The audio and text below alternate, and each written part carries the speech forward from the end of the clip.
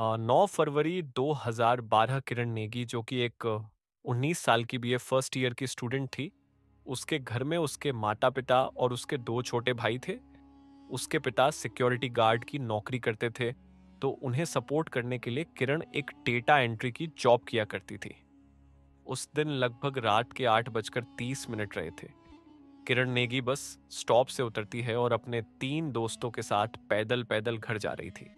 लेकिन घर से थोड़ी देर पहले ही एक लाल रंग की गाड़ी उसके ठीक सामने आकर के रोकती है, जिससे 3 लोग बाहर निकलते हैं और वह जबरदस्ती किरण को गाड़ी के अंदर धकेलना शुरू करते हैं।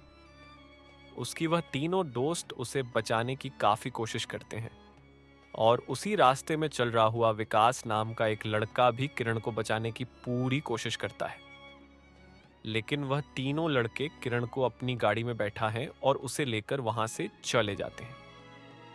इसके बाद किरण के वह तीनों दोस्त जाकर के उसके घर में यह पूरी घटना बताते हैं कि एक लाल रंग की गाड़ी से 3 लोग उतरे और उन्होंने जबरदस्ती किरण को अपनी गाड़ी में बैठा करके ले गए। उसके पिता जैसे ही यह चीज सुनते हैं वह बहुत ज्यादा घबरा जाते हैं और भागते हुए पुलिस स्टेशन पहुंचते हैं।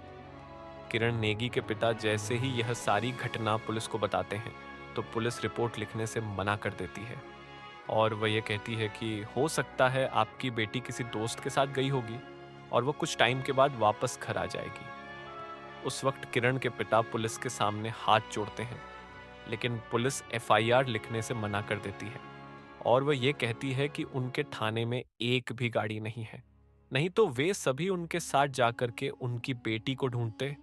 लेकिन तभी जो किरण के आसपास घर के लोग रहते हैं वह कंट्रोल रूम में बार बार फोन लगा करके ये कहते हैं कि उनकी एरिया की एक लड़की किडनैप हो चुकी है, जिसके बाद पुलिस के ऊपर प्रेशर बनता है और वह एफआईआर लिखती है। जिसके बाद वह गाड़ी लेकर के इन्वेस्टिगेशन करने के लिए निकलती तो है, लेकिन वह इन्वेस्टिगेशन करती नहीं है क्योंकि पुलिस को अभी भी यही लग रहा था कि वह अपने किसी दोस्त के साथ गई है और वह वापस घर आ जाएगी। 11 फरवरी 2012। उस दिन यह खबर न्यूज़पेपर में छप चुकी थी, जिसकी वजह से पुलिस के ऊपर जो प्रेशर रहता है वह बहुत ज्यादा बढ़ जाता है। अब 12 फरवरी 2012 पुलिस इन्वेस्टिगेशन के लिए एक न्यू टीम बनाती है और इन्वेस्टिगेशन करना शुरू करती है। वह अलग अलग जगह जाती है और वह लाल रंग की गाड़ी को ढूंढने की कोशिश कर ही रही थी। लेकिन तभी एक नाकाबंदी में वह लाल रंग की गाड़ी पकड़ा जाती है और वह लाल गाड़ी को एक लड़का ड्राइव कर रहा था, जिसका नाम राहुल था। राहुल से जब पूछताछ की जाती है तो शुरुआती जांच में ही पुलिस को पता चल जाता है कि इस केस में कहीं ना कहीं यह लड़का भी शामिल है और शक के बिना पुलिस अब राहुल को कस्टडी में ले लेती है। अब पुलिस राहुल से इंटरोगेशन करती है, जिसमें वह यह बताता है कि हाँ, उसने ही 9 फरवरी 2012 को अपने दोस्त विनोद और अपने भाई रवि के साथ मिलकर एक किरण नाम की लड़की को किडनैप किया था। इन दोनों नामों की पुष्टि होने के बाद पुलिस विनोद और रवि को भी अरेस्ट कर लेती है और अब यह तीनों को एक साथ बैठाया जाता है और इनसे इंटेरोगेशन की जाती है, जिसमें सबसे पे यह पूछा जाता है कि उस लड़की की करंट लोकेशन क्या है, यानी कि वह लड़की अभी कहां पर है। इस पर वह तीनों पुलिस को बताते हैं कि वह पास के ही हृदय नाम के एक गांव में है। 13 फरवरी 2012 को पुलिस उस गांव में जाती है जहां पर एक सरसों के खेत में उन्हें किरण की डेड बॉडी मिलती है। पुलिस जैसे ही उस बॉडी को देखती है उनके पैरों के नीचे से जमीन खिसक जाती है, क्योंकि किरण की बॉडी के ऊपर एक भी कपड़ा नहीं था। पुलिस को आसपास से कुछ बालों के सैंपल मिलते हैं, कुछ ब्लड के सैंपल मिलते हैं और एक वॉलेट मिलता है। वॉलेट के साथ ही साथ वह जो लाल रंग की गाड़ी थी उसी के बोनेट का एक छोटा सा प्लास्टिक का टुकड़ा भी मिलता है। पुलिस यहाँ पर किरण की बॉडी को पोस्टमार्टम के लिए भेज देती है और अब वह तीनों लड़कों को बैठाया जाता है और उनसे फिर से पूछताछ की जाती है। शुरुआत में ही ये तीनों पुलिस को बताते हैं कि हाँ, उन्होंने ही किरण को किडनैप किया, जिसके बाद वो उसे सरसों के खेत में ले गए और वहां उन्होंने सबसे पहले उसके कपड़ों को पाड़ और एक एक करके उसके साथ फिजिकल हुए। इसके बाद उन्होंने कार की बैटरी निकाली और उसके अंदर के एसिड को उसके मुंह के ऊपर फेंक दिया, जिससे कभी भी कोई भी इंसान इस लड़की की शिनाख्त ना कर पाए। लेकिन इससे भी कई ज़्यादा हैरान करने वाली बात यह थी कि ये तीनों लड़के वहीं पर बैठ कर के ड्रिंक कर रहे थे, और ड्रिंक करने के बाद जो वह कांच की बोतल थी उसे तोड़ के उसके प्राइवेट पार्ट के अंदर डाल दिए। और साथ ही जिस जगह से किरण की बॉडी मिली थी वहां पर से जो वॉलेट मिला था वह वॉलेट किसी और का नहीं बल्कि राहुल का ही था।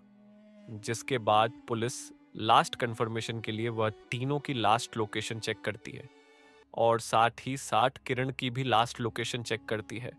तो वह तीनों की लास्ट लोकेशन वहीं उसी गांव की आती है, जिससे यह चीज तो प्रूफ हो जाती है कि यह तीनों ने ही किरण के साथ इतना ब्रूटल काम किया है। अब यह केस 2 साल तक गोइंग ऑन रहता है, और सेशन कोर्ट यह तीनों को फांसी की सजा देती है, जिससे बचने के लिए इस केस को हाई कोर्ट दिल्ली में लेकर जाते हैं। लेकिन दिल्ली की हाई कोर्ट ने भी इन्हें वही फांसी की सजा ही दी। लेकिन यह केस यहीं नहीं रुकी। उन्होंने इस सजा से बचने के लिए डायरेक्टली सुप्रीम कोर्ट में जाकर के अपील की, जिससे सुप्रीम कोर्ट में यह जो केस रहता है वह बहुत लंबा चलता है। और लगभग 2022 में सुप्रीम कोर्ट कुछ यह कहती है कि जिन्होंने किरण को किडनैप किया था वो तीनों के चेहरे में कपड़ा था, जिससे यह चीज प्रूफ होती है कि हो सकता है कि यह काम इन्होंने नहीं किया है। और जो पोस्टमार्टम की रिपोर्ट थी उसमें जो डेथ का टाइम था किरण का वो भी कंफर्म नहीं था।